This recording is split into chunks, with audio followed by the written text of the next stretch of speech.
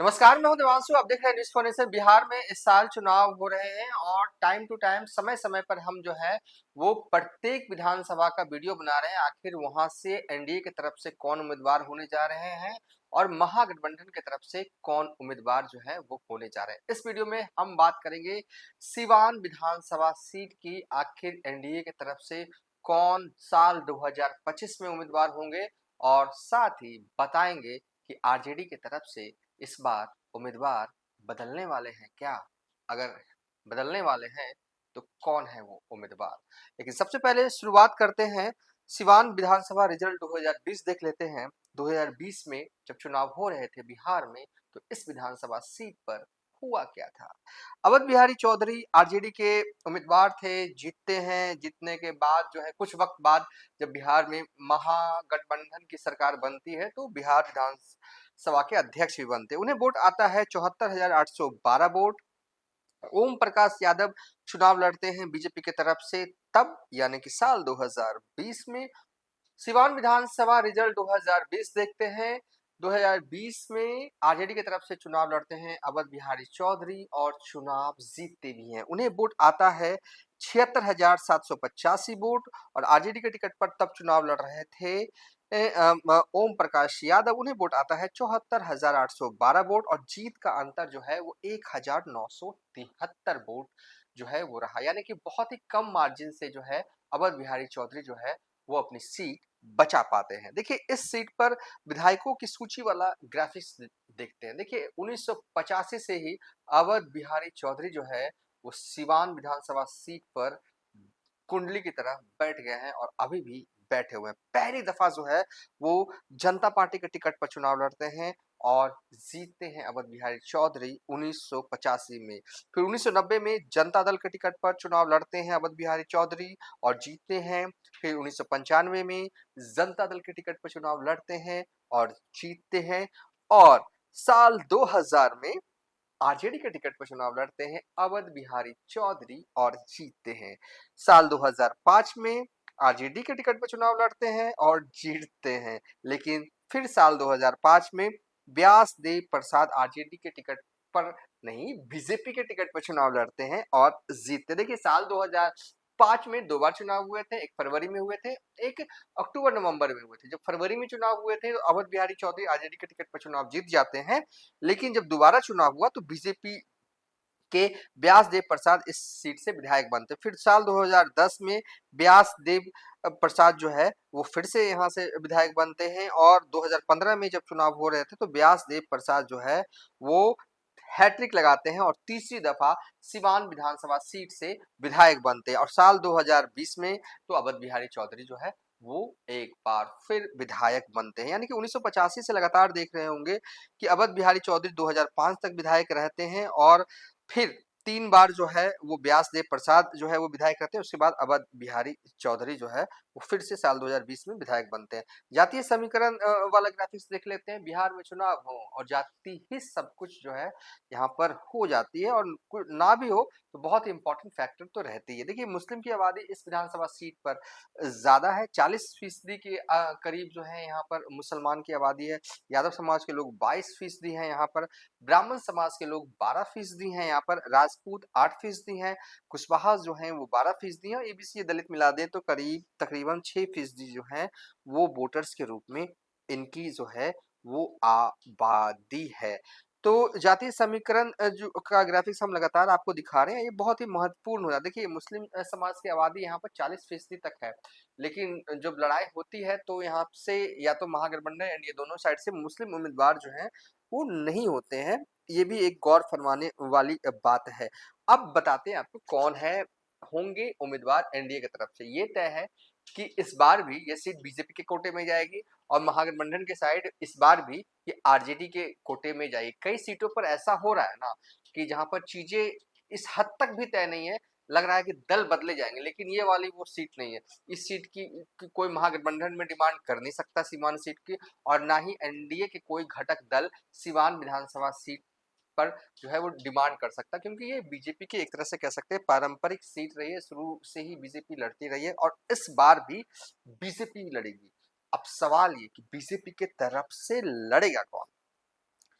तो इसका जवाब अगर हम दें तो दावेदार तो कई हैं, अपने-अपने सबके दावे होते हैं, अपने-अपने तरफ से सब लोग गोटी सेट करने में लगे हुए हैं कि हमें टिकट मिल जाए, हमें टिकट मिल जाए। लेकिन टिकट जो है ना, वो मिलता है खासकर अगर बीजेपी में देखें तो सर्वे के आधार पर।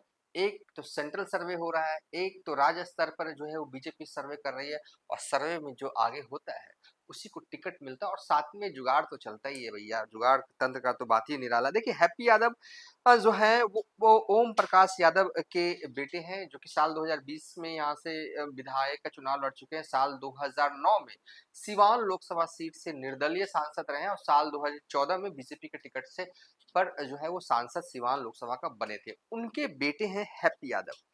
पूरा जुगाड़ तंत्र तो फिट है, समीकरण भी इनके साथ है और ये अपनी दावेदारी ठोक रहे हैं और दूसरा अगर कोई कहे तो जो पूर्व विधायक है सिवान के कि जो कि साल 2005, 2010, 2015 में जो बने थे विधायक व्यासदेव प्रसाद, पूरा नाम बोले तो व्यासदेव प्रसाद कुशवाहा, उनके बेटे हैं मुकेश सिंह बंटी।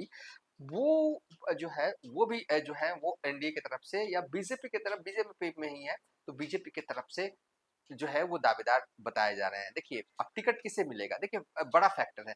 देखिए और इस इलाके के लिए एक फैक्टर और है कि बीजेपी के बड़े नेता आप कह सकते हैं बिहार बीजेपी के मंगल पांडे। मंगल पांडे की भूमिका ये है कि मंगल पांडे का इन्फ्लुएंस जो है वो दिल्ली से लेकर बिहार तक के बड़े नेताओं में उनकी जो दखल है, उनकी जो मौजूदगी है, उन है वो है।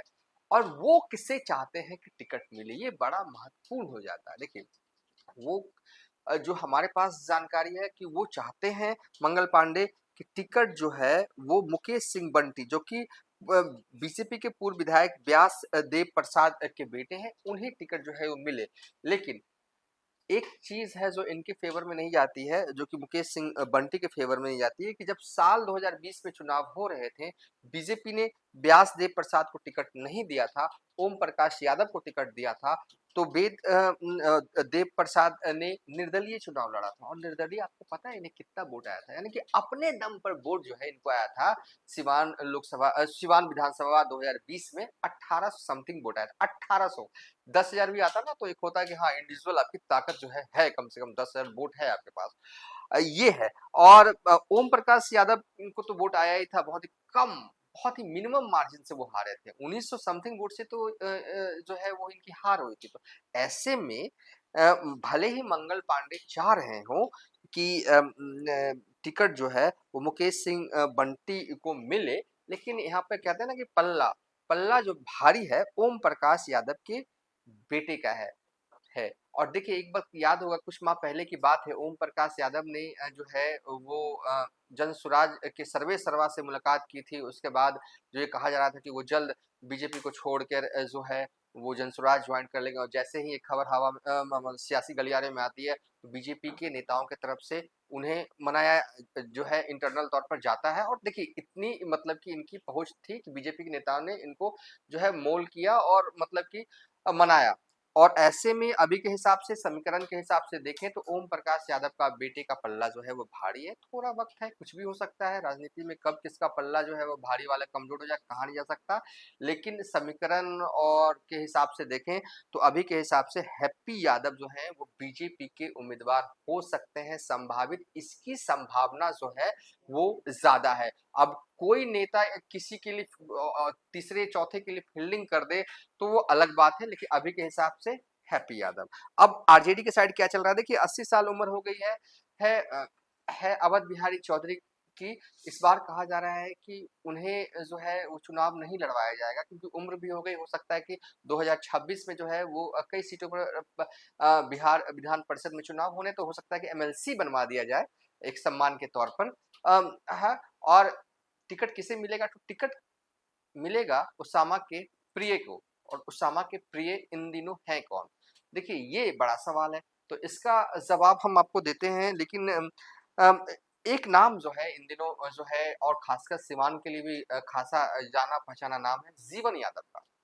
जीवन यादव सिवान की पॉलिटिक्स में या सिवान में कहें तो हमेशा से सुर्खियों में रहते हैं, गोरखपुर तक इनका बिजनेस है, सब जानते हैं इनको, खासकर जो है वो सोशल वर्क करने में भी आगे रहते हैं और इन दिनों उसामा के बहुत करीबी बने हुए हैं।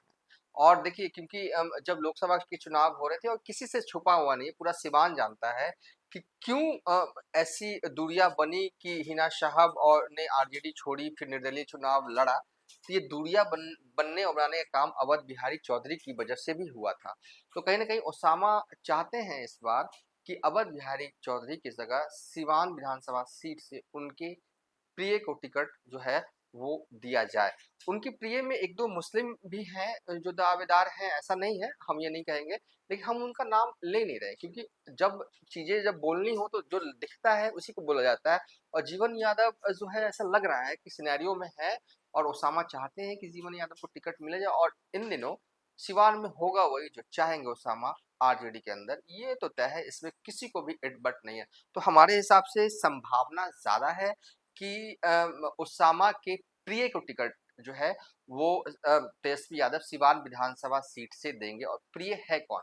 तो प्रिय है तो फिलहाल अभी के हिसाब से जीवन यादव दिख रहे हैं। कई फोन्स हमने किए हैं, कई नाम खंगाले हैं, उसके बाद ये नाम जो है हम ले रहे हैं। तो अब ऐसा नहीं है कि जीवन यादव ही आरजेडी के उम्मीदवार है, हो सकता है कि अवध बिहारी चौधरी भी बनाए जा सकते हैं, लेकिन जो करंट सिनेरियो दिख रहा है उसके हिसाब से ये लग रहा है कि इस बार अवध बिहारी चौधरी का पट्टा जो है वो कटने वाला है। उम्र हो गई है, 80 साल उम्र है करीब उनकी। बाद में जब 2026 में जब एमएलसी के चुनाव हो रहे होंगे, 2025 में तो अब एमएलसी के चुनाव होंगे नहीं, 2026 में ही होंगे। बहुत सारे सीट्स जो है वो बिहार में खाली हो रहा है, तो कहीं ना कहीं एडजस्ट किया जाएगा उनको। बहरहाल इस वीडियो में हमने आपको ज्यादा कुछ नहीं बताया, बस इतना बताया कि सिवान विधानसभा सीट से बीजेपी की तरफ से कौन उम्मीदवार होंगे, आरजेडी की तरफ से कौन उम्मीदवार होंगे। फिलहाल अभी तक के लिए इतना ही। आप देखते रहिए न्यूज़ फॉर नेशन।